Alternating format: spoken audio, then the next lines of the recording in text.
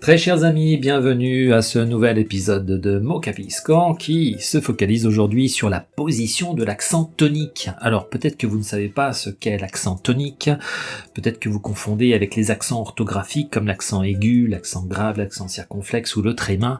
Non, l'accent tonique c'est une question de phonétique pure, c'est-à-dire c'est là où vous allez mettre l'inflexion sur une voyelle particulière. Et pour une fois, le français va faire une règle simple par rapport aux autres langues comme l'anglais ou l'italien, où les choses sont un peu différentes. L'inflexion finale, l'accent tonique, va se mettre en français sur la dernière voyelle qui sonne, c'est-à-dire qui a un son, c'est-à-dire la dernière voyelle qui n'est pas muette.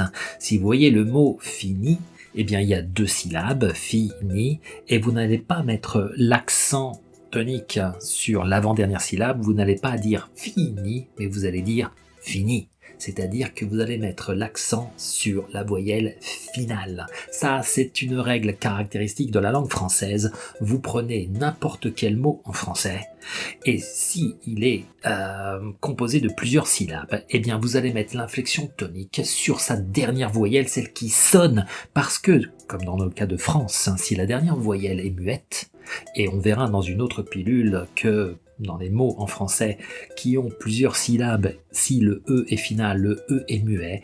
Donc clairement, vous n'allez pas dire françeux, vous allez dire France, parce que vous allez mettre l'accent tonique sur la dernière voyelle qui sonne, et cette voyelle, c'est la voyelle nasale en. Par contre, si on va au mot français, vous voyez que la combinaison des 2 lettres AI fait le son est. Et donc, clairement, c'est un son qui sonne, ce n'est pas un son muet.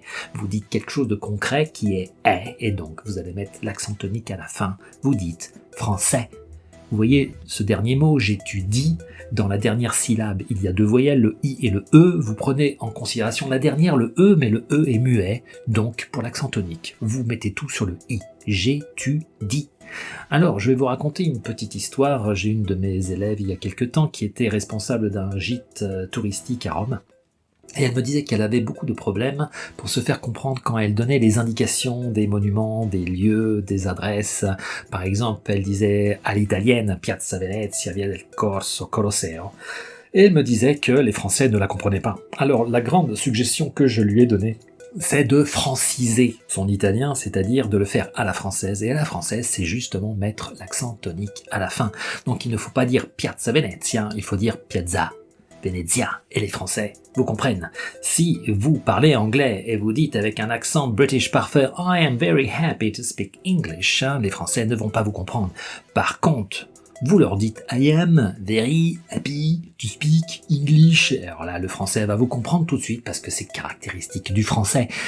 C'est tellement caractéristique, c'est tellement important que dans la méthode que j'ai créée, Mots Capiscan, au niveau des 22 dialogues du niveau préliminaire, c'est-à-dire du niveau le plus essentiel, pour les débutants, eh bien, vous voyez qu'il y a des lettres en gras ou des combinaisons de lettres en gras, et ce gras représente justement l'accent tonique. Vous voyez la phrase « Hélène, si tu veux, nous pouvons aller à Paris aujourd'hui ». Vous voyez que on met toujours l'accent tonique à la fin du mot. Voilà, si vous voulez avoir des informations pour recevoir cette méthode faite de dialogue, niveau débutant, niveau intermédiaire, niveau avancé, niveau expert, eh bien vous pouvez me contacter à l'adresse email que vous voyez, mocapisco@gmail.com. Prochain épisode, on va voir la règle du dépositox, et si vous ne savez pas ce qu'est le dépositox, eh bien c'est une bonne raison de continuer à me suivre, mes très chers amis, mes petits loups, je vous aime, je vous adore, et je vous dis à plus.